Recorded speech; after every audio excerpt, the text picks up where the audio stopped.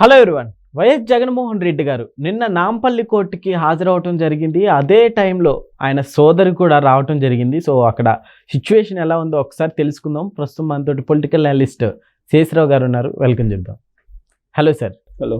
నిన్న అక్కడ ఆ ఇద్దరు ఎదురుపడినప్పుడు సిచ్యువేషన్ ఏంటి? ఇప్పుడు జగన్మోహన్ రెడ్డి గారు సిబిఐ కోర్టుకు వచ్చారండి. నాంపల్లిలో ఉన్నట్టు సిబిఐ కోర్టుకు వచ్చారు. అయితే ఆయన ఎలా వచ్చారు అనేది పెద్ద హైలైట్ అయింది. అసలు అక్కడ ఏం జరిగింది, ఎందుకు వచ్చాడు అనే దానికన్నా కూడా ఎలా వచ్చాడు, అక్కడ వాళ్ళ చెల్లెల్ని చూసిన తర్వాత ఆయన ఎలా రియాక్ట్ అయ్యారు అనేది ఒక పెద్ద హాట్ టాపిక్ మారింది. ఆయన రావడం ఏంటి, ప్రత్యేకమైనటువంటి విమానంలో వచ్చారు. గంటకి 8 లక్షలు, గంటకి 8 లక్షలు, గంటకి 8 లక్షలు అంటే ఆయన ఉదయం నుంచి సాయంత్రం దాకా ఉన్నారు. ఎంత ఉంటుంది అనేది సుమారుగా లెక్కేసుకోవచ్చు. ఎన్ని కోట్లు ఉంటుంది అనేది. కోటి దాటి ఉంటుంది, ఈజీగా దాటి ఉంటుంది.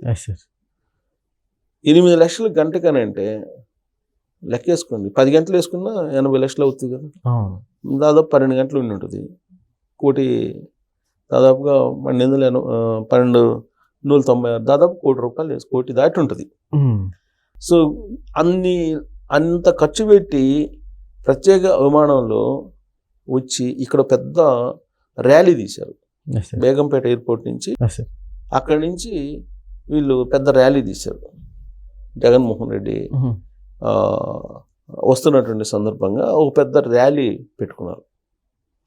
ఆ ర్యాలీ పెట్టుకుంటే హైలైట్ పాయింట్ ఏంటంటే, మేము పొంగులేటి శ్రీనివాసరెడ్డి మద్దతుదారులు, మేము పొంగులేటి శ్రీనివాసరెడ్డి జగన్ మనిషి కాబట్టి మమ్మల్ని టచ్ చేస్తే మీ అంత చూస్తానని చెప్పి పోలీసులకి వార్నింగ్ ఇచ్చారంట వాళ్ళు, జగన్మోహన్ రెడ్డి గారి అనుచరులు. దాంతో పోలీసులు ఫోన్ చేసి పొంగులేటి శ్రీనివాసరెడ్డి గారికి, సార్ ఇలా మీ పేరు చెప్తున్నారు, జగన్మోహన్ రెడ్డి గారి మనిషి పొంగులేటి శ్రీనివాసరెడ్డి మమ్మల్ని టచ్ చేస్తే మీ ఉద్యోగాలు పోతాయని భయపిస్తున్నారు సార్, ఏంటి సార్ పరిస్థితి అని చెప్పి వాళ్ళు పొంగులేటి శ్రీనివాసరెడ్డి గారికి ఫోన్ చేశారంట. ఇవాళ సోషల్ మీడియాలో తిరుగుతున్న న్యూస్ చేస్తే పొంగులేటి శ్రీనివాసరెడ్డి గారు జగన్మోహన్ రెడ్డి గారు కేటీఆర్ అలాగే కేసీఆర్ వీళ్ళిద్దరూ బాగా ప్రమోట్ చేశారు, అందుకే వాళ్ళు ఇప్పుడు ఫామ్ హౌస్లో కూర్చున్నారు, జగన్మోహన్ రెడ్డి తోటి నాకేం సంబంధం లేదు, మీరు చట్ట ప్రకారం ఏం చేయాలో అది చేసుకోండి అని చెప్తే అప్పుడు వాళ్ళని అదుపులో పెట్టారంట. తీసుకెళ్ళి లాఠీ చార్జ్ చేసి 2-3 మీద తర్వాత లాగి పడేస్తే అప్పుడు వెళ్ళిపోయారంట. వెళ్ళిపోతారా లేదంటే తీసుకెళ్ళి లోపల ఏముంటారంటే అప్పుడు వీళ్ళు అదుపులోకి వచ్చారంట. తర్వాత నాంపల్లి కోర్టుకి ఆయన వెళ్ళారు. అసలు నాంపల్లి కోర్టుకి హాజరవుతుంటే 12 సంవత్సరాల తర్వాత, ఒక కేసులో 12 సంవత్సరాల తర్వాత హాజరవుతుంటే వ్యక్తిగతంగా ఆయన యాక్చువల్గా ప్రతి శుక్రవారం హాజరు కావాలి. దానికి మినహాయింపు ఎప్పుడు వచ్చింది? 2019లో జగన్మోహన్ రెడ్డి గారు ముఖ్యమంత్రి అయిన తర్వాత వ్యక్తిగత మినహాయింపును పొందారు. ఎలా పొందారు? ఖర్చులు ఎక్కువ అవుతాయి, భద్రత ఇవ్వలేరు నాకు, కాబట్టి నాకు వ్యక్తిగత హాజరు నుంచి మినహాయింపు ఇవ్వండి అంటే ఇచ్చారు.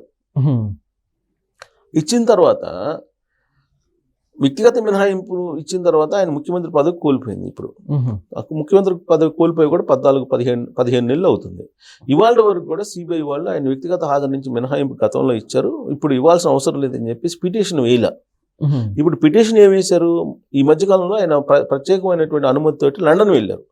లండన్ వెళ్ళిన సందర్భంగా కొన్ని కండిషన్స్ తోటి ఆయనకు పర్మిషన్ ఇచ్చింది కోర్టు. ఆ కోర్టు ఆంక్షల్ని పర్యవేక్షించాల్సిన బాధ్యత సిబిఐది. సిబిఐ ఏం చేసింది? అతను వాళ్ళు ఇచ్చినటువంటి ఫోన్ నెంబర్లు ఏవైతే ఉన్నాయో ఫోన్ చేస్తే ఆయన రెస్పాండ్ కాల, అంటే ఆంక్షలను ధిక్కరించారు. ఆంక్షలను ధిక్కరించినటువంటి క్రమంలో మీరు పిటిషన్ వేశారు వాళ్ళు, ఇలా ఫోన్ నెంబరు చేసాము బట్ అది పనిచేయట్లేదు, ఆంక్షలు ధిక్కరించాడని చెప్పి పిటిషన్ వేస్తే సిబిఐ వాళ్ళు, సిబిఐ కోర్టు ఏం చెప్పింది? లండన్ నుంచి రాగానే వ్యక్తిగతంగా హాజరు అయ్యి దీనికి వివరణ ఇవ్వమని చెప్పింది. వివరణ ఇవ్వమని చెప్తే అప్పుడు వ్యక్తిగతంగా హాజరయ్యాడు ఆయన. అది కూడా ఎలా హాజరయ్యాడు? కోర్టు రమ్మన్నప్పుడు రాలా, నేను పలానా టైంలో మాత్రం రాగలను, పలానా టైంలో వస్తాను, ఆ టైంలో మీరు నాకు కోర్టులో మొత్తం టైం ఇవ్వండి, టైం ఫిక్స్ చేయండి అని చెప్పి ఆర్డర్ వేశాడు. ఆర్డర్ వేస్తే ఆ టైంలో అక్కడ ఏర్పాట్లు చేశారు. అది ఎక్కడైనా ఉంటుందా? ఇది ఉండదు, కానీ అది జరిగింది. సరే, ఆయన కోర్టులో ఉన్నప్పుడు ఏం జరిగింది?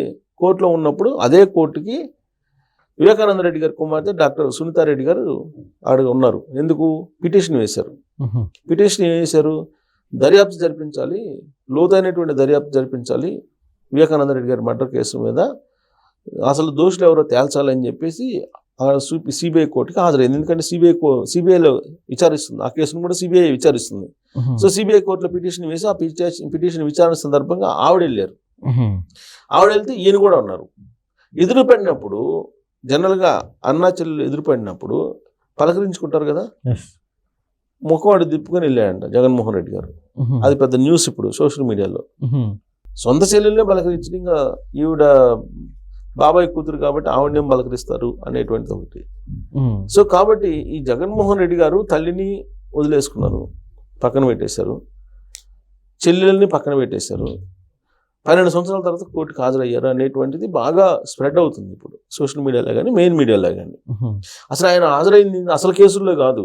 ఇప్పుడు అసలు కేసులు ఎన్ని ఉన్నాయి? సిబిఐ కేసులు, ఈడీ కేసులు కలిపి 21 కేసులు ఉన్నాయి ఆయన మీద. సిబిఐ కేసులు కానీ లేదంటే ఈడీ కేసులు కానీ. ఆ కేసులు ఏవి కూడా ఇంతవరకు ఆ ఛార్జ్ షీట్లు వేశారు. ఛార్జ్ షీట్ల మీద విచారణ అయితే జరగాలి కదా, ఇంతవరకు విచారణ జరగట్లా. ఆయన హాజరు కావాలి, వ్యక్తిగత హాజరు అయితే కానీ విచారణ జరగదు. వ్యక్తిగత హాజరు కావట్లా. ఇప్పుడు దాని మీద సిబిఐ వాళ్ళు వేయాలి పిటిషన్. వేసింది వేరు, ఇది అసలు హాజరైంది వేరు. అసలు హాజరు కావాల్సింది వేరే ఉంది. ప్రతి శుక్రవారం హాజరు కావాలి ఆయన, కానీ హాజరు కావట్లా. సో ఇప్పుడు సునీతారెడ్డి గారు ఎదురయ్యారు. సునీతారెడ్డి గారిని అట్లా తిప్పేసి వెళ్ళిపోయారంట. అదే పెద్ద న్యూస్. సరే, ఈయన అసలు రావటమే అసలు మీకు ప్రతిపక్ష నాయకుడు హోదా ఇవ్వలేదు ఆంధ్రప్రదేశ్ ప్రజలు. అక్కడేమో విపక్ష నాయకుడు. ఆయన ఎప్పుడైనా ప్రజా సమస్యల మీద వెళ్ళినప్పుడు గందరగోళం అయిపోతుంది. ఎక్కడికి వెళ్ళినా కానీ ఎవరైనా చనిపోవటం లేదంటే ఏదో ఒక తొక్కిసలాడు జరగడం ఏదో జరుగుతుంది. ఆయన అక్కడికి వెళ్తే ప్రజా సమస్యల మీద అని చెప్పి పిలుపునిస్తాడు. ఎప్పుడు మంగళవారం మధ్యాహ్నం వచ్చి బుధవారం వెళ్ళిపోతారు. ఈయన బెంగళూరులో ఉంటారు. బెంగళూరులో ఇంతకుముందేమో 2019 ఎన్నికలకు ముందేమో లోటస్ పాండ్లో ఉండేవాళ్ళు.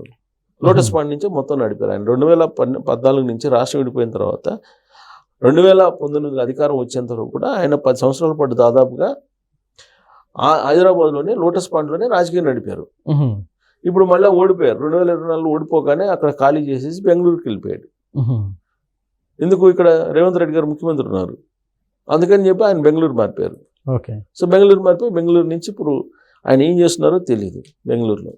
బెంగళూరులో ఇక్కడ ఆంధ్రప్రదేశ్లో మాత్రం ఒక్కరోజు వస్తారు. మంగళవారం మధ్యాహ్నం నుంచి బుధవారం మధ్యాహ్నం నుంచి వెళ్ళిపోతుంటారు.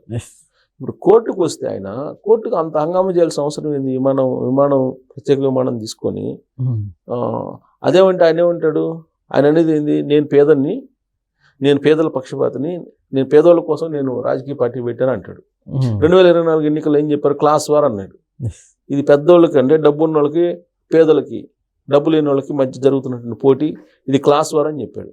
నేను పేదల మనిషిని, పేదల పక్షాన ఉంటాను, పేదల నాయకుడిని అన్నాడు. పేదల నాయకుడిగా ఉండేటువంటి జగన్మోహన్ రెడ్డి గారు ప్రత్యేక విమానంలో వచ్చాడని అంటే ఆయన దగ్గర ఎంత సంపద ఉండి ఉండాలి?